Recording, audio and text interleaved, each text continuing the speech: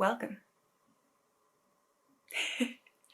This week I'm trying something and I want to take you on that ride. So it will be a little bit sparse, it will be a little bit everywhere. It will take you during a week and different outfit changes, but I'm presenting the subject right now. This is the subject. So this is a card from a specific deck, and I absolutely love it because we're talking consciousness. We're talking the spectrum of consciousness here on this planet, back in the past, back in the future, and within different species. If you're interested in the galactic story, and this is not something that you have to believe in order to watch this video. Please stay with me because we're getting a little bit philosophical and existential about this whole planet and the way we think of things. So basically, I've been having this card with me for a few weeks now, and I've been trying this on and not being enough dedicated to the cause. And I thought that if I did a video, I would put my entire focus on it and it would become a really cool experiment. So when I got this card, I'm going to read you the text, but it's basically about seeing polarity and understanding that we don't have to create the sense of polarity. And when I mentioned polarity, I mentioned the duality that we have here right now. So within society, we think of things as being right or wrong, good or bad. It's very black and white. And I want to challenge myself to actually think in ways that are not being constructed on those two ends of a spectrum, on this polarity, on those extreme poles, and try to kind of witness life for what it is, which is something that I usually try to do. But this is kind of pushing my mental body, my mental aspect of myself, this specific perceptive filter that kind of constructs life as something based on those two poles, and see that life is neither good or bad, life is just what it is, and the behaviors of others, my behaviors, my thinking, my even my relating emotions to events can be seen under a different lens. And that's not to constrict myself, that's not to force myself into another way of thinking. I'm all about, being kind to yourself and try to witness without judgment. So I'm just gonna try to witness without judgment what happens when I'm lost as fuck, because we've built this entire society on a construct, a mold. And when I say this entire society, I think we can talk about the entire planet and the entire millenniums that we know of. And yeah, let's try. First, before I take you on this full week of just talking about personal life and like events as they happen, I'll just film on my phone when things happen, when rethinking about the past or like considering the future, and trying to just not assign values or assign when I say values, I don't want to say values as in virtuous things, but as in information. Do not assign information on things as they happen, and just see how I construct myself around that. When I was first given this card, I was really thinking about the idea that we attach a narrative to everything. We do. So now when I talk to people, I try to say the narrative that I am creating right now, knowing that I'm both creating it based on habit, based on the past references that I have, the common references that we have as a collective, but also witnessing that some of it is purely automatic, instinctual, and it doesn't mean that it's true.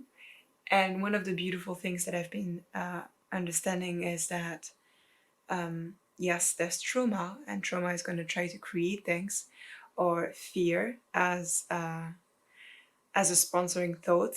And that's something that I'm going to talk about in another video. I'm very excited. If you're watching this from the future, you might have a card here taking you to that YouTube video. But basically, it's the concept of what is animating, what is the sponsoring thought of everything that you do. Is it love or is it fear?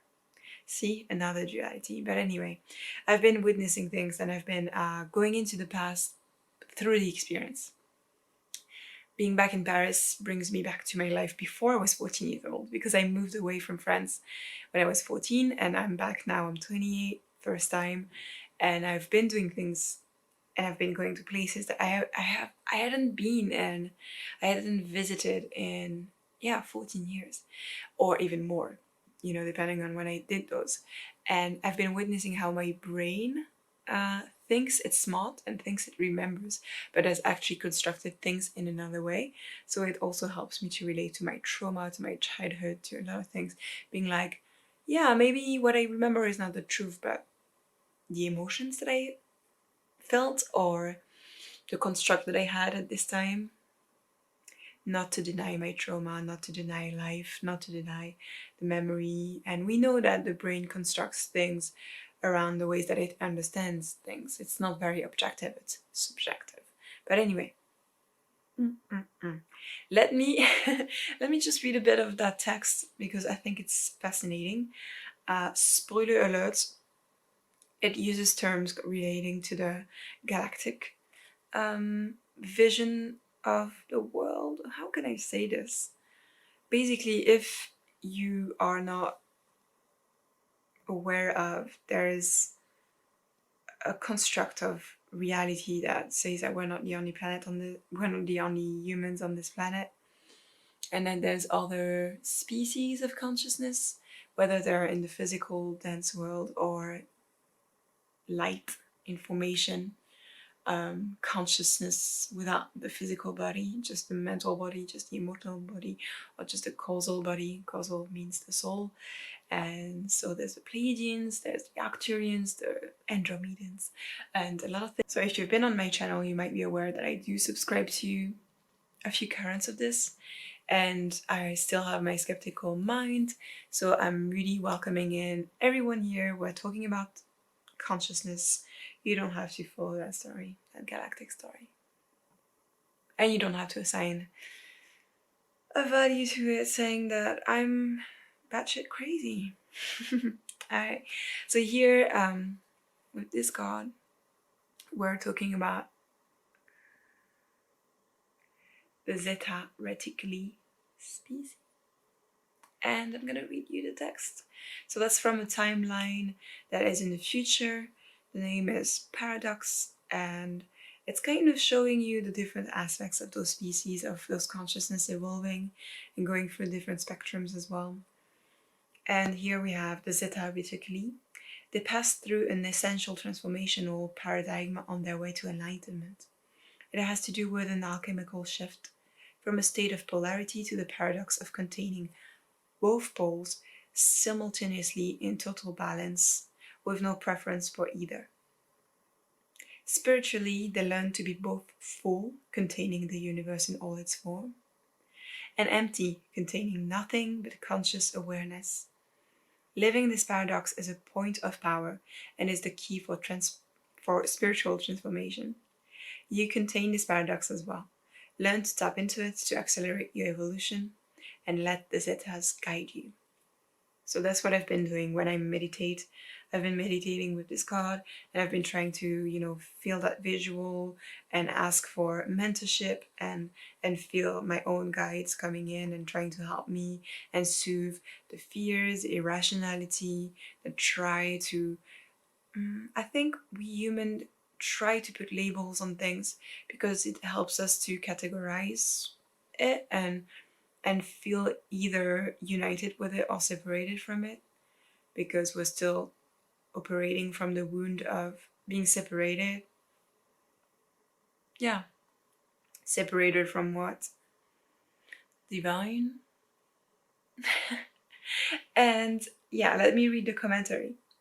This card refers to the Zeta era in which their species became enlightened. The theme of this card may be the most difficult one in the deck to understand because the mind is used to processing its views of reality through polarity, choosing one or the other. A paradox is seemingly true statement or group of statements that leads to a contradiction or situation that seems to defy logic or intuition. The mind cannot grasp that two opposing forces can sometimes exist harmoniously. We don't have to pit them against each other, just like politics, just like everything. Maybe we can find a way to relate, maybe we can find a way to exist and respect one another.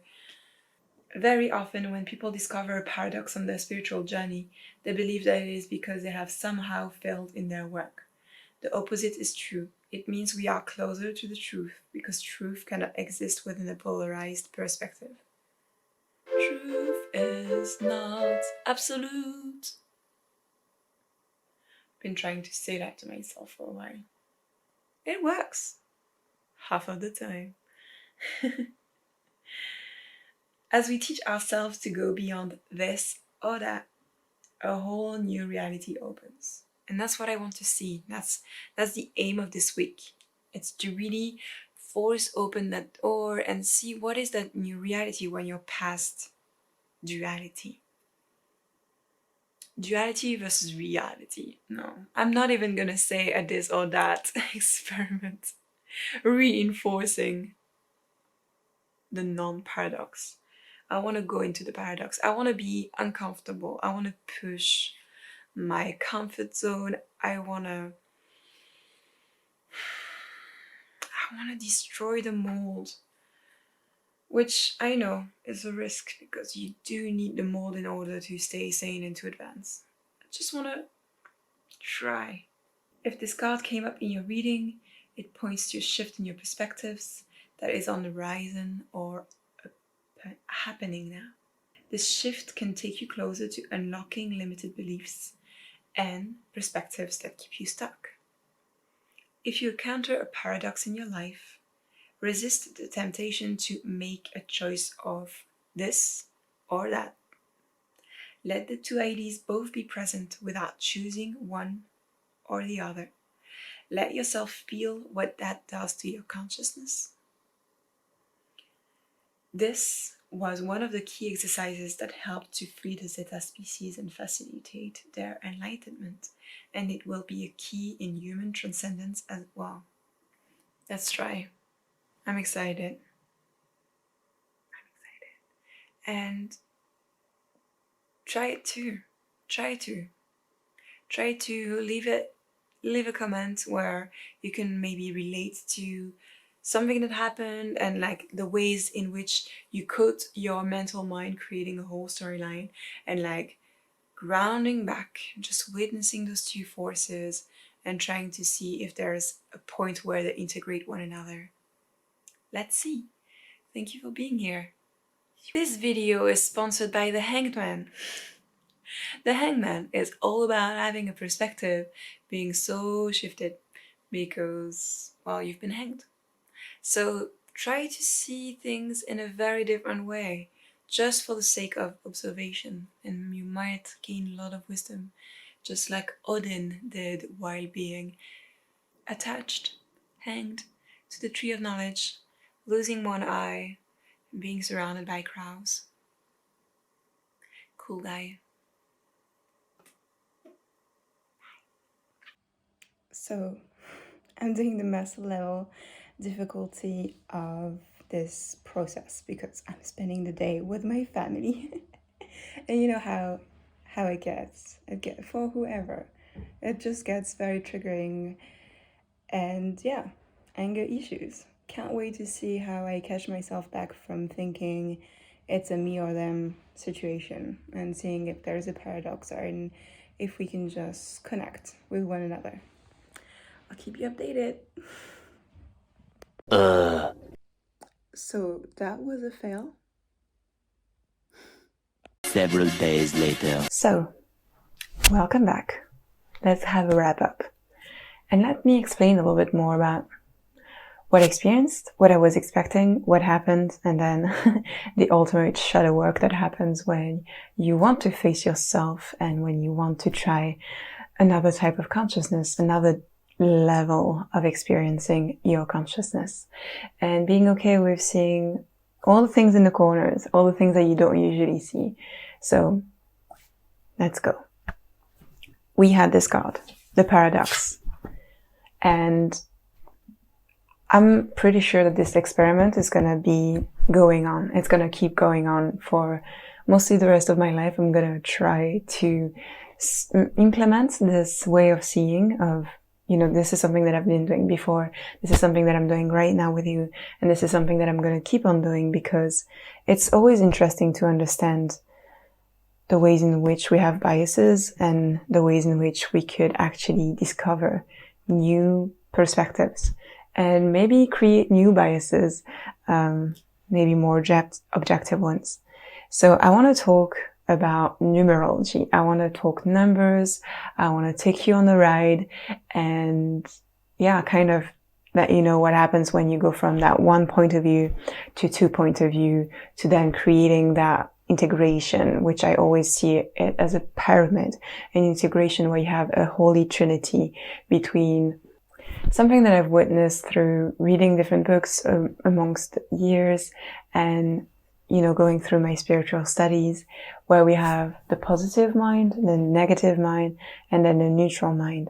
And something that you can see in Avatar, the cartoon from Nickelodeon, where there's the dragons, and so you have the positive dragon and then the negative dragon, and when you're able to master both those, you're able to be that neutral dragon, that one that takes over and listens to everything that's happening but also decides. So, paradox. Let's start with the concept of unity. The idea is to create a unity between different things and meld them together and understand the world within those realms.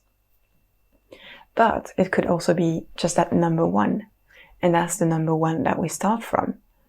We are here as that one individual, and we have our perspective, and our perspectives are really informed by where we've been socialized, the people that are around us, the things that we watch, and that's how we can be, molded into different structures and different ways of thinking. And that's why right now we're having this huge clash between two factions, let's say, and where we're creating, sadly, a dialogue between the people who are either for or against. And it's an oversimplification that I'm sharing with you, but it's also because that realm, that motion is also an oversimplification where we're either for or against, we're either this or that. And that's something that is separating us instead of creating that unity, because we're really creating, for example, vaccinations, right?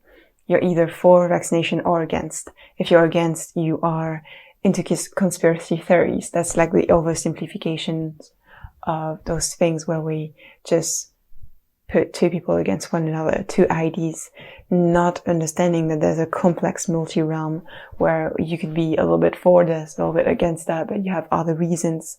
But because those archetypes of for and against have been so used and portrayed and ridiculed and used in debates, and political figures are, reinforcing those archetypes, then we have those two groups. You either belong or you don't. And that creates, sadly, duality first, obviously, within every subject, not just vaccinations. But that's a way to oversimplify things. So I wanted to take myself on that ride where I'm understanding that I might have my one thing, and then I could see the second thing that also exists within me that might be a paradox to the first idea, a contradiction, something that goes against, something that doesn't make linear sense, that doesn't make sense. And that's the thing. We are, I guess, obsessed in a way with that one thing, with making sense, with being logical. And that might have come with the era of science, right? We've shifted from very strict religion that rules over governments and countries, and to secularism within the advent of science, and just like having those proof, those experiments, and then this means that. without even understanding that within science, there's a lot of paradox, there's a lot of contradictions. We can think of, relativity and quantum physics. Like, those things don't work together, and yet they both are right, they both are true. When you prove the macrocosm, you're also proving the microcosm, but they don't work together always. And that's how you can witness that science has this very sobering thing where we're like, everything is structured, everything has a mold, yet not always. And we've been using this formula for the realm of emotions, the realm of the psychological, of the spiritual, of a lot of things. And that's chipping away at our humanity, at spontaneity, at the flow. Like, everything is just a flow, and sometimes there's a current of water, and the water is cold and it's going to meet the hot water, and that's where you meet those different formations within nature that create distortions or clashes, and that happens. But I wanted to show that not everything is this or that. I wanted to show it to you, but I also witnessed it within me. So what did I do when those things happened? When my mental mind was like, wait, this is not logical. So I want to go back to the numerology aspect of it. And I have a few quotes that I want to read because obviously they're going to speak better than me about those concepts. But basically, numerology has aspects and connections with Pythagoras. Wow, that's beautiful. In French we say Pythagore. Pythagoras. Pythagoras. So Pythagoras is a philosopher and a mathematician from ancient Greece. And you might know him from school with the theorem of Pythagoras. There's a very sacred and symbolic language within numbers that I'm going to use here. And so what I'm quoting is Serpents in the Sky by John Anthony West. And I have a few quotes, just a few things that I'm going to read out loud. He says, 1, the absolute or unity created multiplicity out of itself. 1 became 2. In our terms, unity, the absolute, or unpolarized energy in becoming conscious of itself creates polarized energy. So we're talking about polarity, duality, polarity, the paradox. The idea of a pole means there's 2 of them, right? So 1 becomes synonym. This is exhausting, please. The thing is, I'm doing those videos and I'm trying to be as mental and focused on relaying sense and common sense and logical facts. But at the same time, I'm starting to channel. And yeah, there's a lot of energy things happening behind my nose and within my third eye right now. So it's really difficult to speak. Plus, English is not my first language. So 1 becomes simultaneously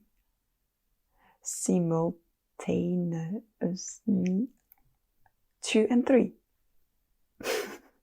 2, regarded by itself, is divisive by nature. 2 represents the principle of multiplicity. 2, unchecked, is a call to chaos, the call to fall. 2 is the fall. But 2 is reconciled to unity, included within unity by the simultaneous creation of 3. 3 represents the principle of reconciliation, of relationship. This 3 in 1 is, of course, the Christian Trinity, the same Trinity that is described in innumerable mythologies throughout the world. 2 expresses fundamental opposition, fundamental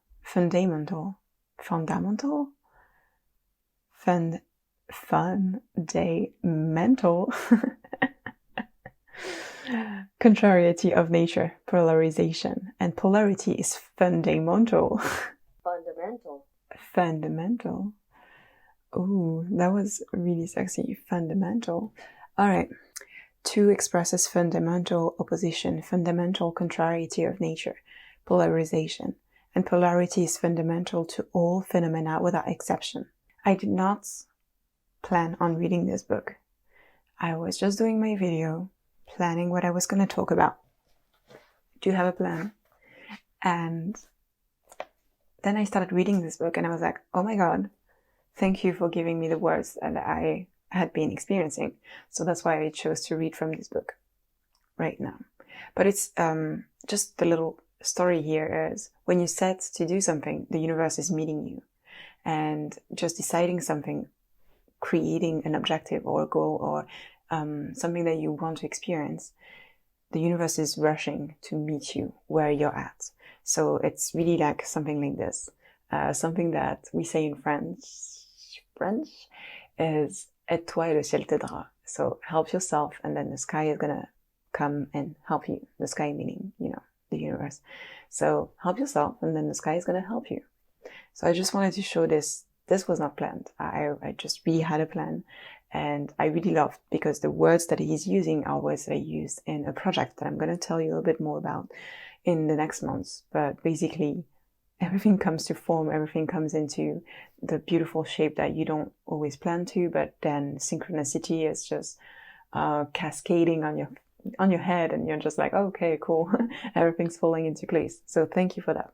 So duality, the polar opposites. We're creating something and then something else comes against it or comes to help you and then you create that unity by meeting it.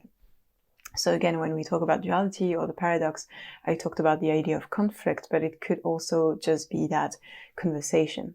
And that's what I want to bring. It's the idea that all those political, all those discourses that we're having within our society right now, we're removing the nuance, we're removing the context, we're really casting one against the other because we're also having those discussions online where things are very oversimplified, right? You read a headline, you don't bother to read the article, and then your ID is formed, right? We're all kind of guilty of those things. And we have to put that into account when we read other people's opinions. We have to know that what they share might just be a reaction and not a well-formed contemplation. So while we're having those conflicts, could we just try to call it a conversation where we're just meeting points and we could talk about our context and our nuances and then see how things happen. So contemplating the things of the other and how we feel about it and then creating that unity. That leads me into the idea of contemplation. We have different paths when we come through spirituality, and one of them, very famous, is meditation. And meditation is the action of just coming in and observing what's happening and what's happening to us. But we could also take in any kind of scriptures, any kind of book, any kind of event, and just purely observe it, contemplate it. The difference between observation and contemplation is that observation is really kind of putting yourself out of something and seeing it from the outside, which is in and of itself extremely beneficial, I guess, to the observer and to the event itself. It's a kind of relation, it's a meeting point. But contemplation is being surrounded by something, being within the field of something and letting it be witnessed. Instead of gazing at something, you're kind of receiving the image. And that's what we see when we are channeling, when you're operating from a sense of just opening your hands and seeing what comes through, or opening your head, seeing what comes through, opening your eyes, your taste, your senses, your extra sense or your experiences that you have on this planet, and seeing what happens. That's kind of what happens when we talk about the word psychic, right? Psychism. It's all about receiving something and then not creating a whole algorithm and just witnessing. So while we're here, while I'm talking about my own experience, I have put myself in that seat where I am going to receive whatever happens. And that's what I received through those quotes in these books. That's what I received when I went to those locations, to those situations with, friends and family and just witnessing how I felt about it, how I reacted to that feeling, and then kind of coming in as maybe my highest self or my soul or just my essence, who I am, Capucine, without the automatic responses, and kind of witnessing all of it and being immersed by it, and being open to being immersed by it without trying to, find my needle out of the hay or find the sense that I was going to convey to this video, but just purely witnessing, purely being open to what is going to happen, right? And what helped was just holding on to myself and touching, and usually it comes through here, and just being present with myself, and kind of, if I was witnessing things that obviously are happening within my human experience, and even things that fall out of my value system, which might be, judgment or shame or guilting myself or thinking in ways that are absolutely not helpful, or all the other sides of human nature that are not easy, and things that I do my best to stray away from, right? To remove myself from, to witness, not bypass it, but kind of, if I have a choice between delving deep down into a pit of jealousy or kind of witnessing and choosing to redirect that energy and being like, I'm actually going to decide to be happy and witness it and be okay with that, and not having that yet, and being patient and just, cultivating the energy that I'd rather focus on, and witness all the human self that I want to stomp my feet on the ground and be like, yeah, but no, but I want this, right? Which is things that happen, and kind of witness it and be like, this is not easy. I'm going to hold myself to that, and I'm going to allow that emotion to play through so that I can then redirect the energy to something else. It's not always easy, but that's what I did. That's what I tried. Obviously, I made turnarounds, and a lot of triggers and automatic responses happened in the moment of, but then I was able to kind of shape it around and see where I can do better next time, because we can always do better next time. So I want to read another quote. Unity is perfect, eternal. Unity is perfect, eternal, undifferentiated consciousness. Unity, becoming conscious of itself, creates differentiation, which is polarity. Polarity or duality is a dual expression of unity. Thus, each aspect partakes of the nature of unity and of the nature of duality, of the one and of the other, as Plato put it. Thus, each aspect of primordial spiritual duality is itself dual. The primordial scission creates a twofold antagonism, which is reconciled by consciousness. This double reaction or double inversion is the basis of the material world. If we understand nothing of this fourfold process, we understand little of the world of phenomena, which is our world. Symbols, studied in the correct manner, make these processes clearer than words. That's why we can talk about sacred geometry, or even those numbers. They help us understand. That's why I'm playing with my hands as well.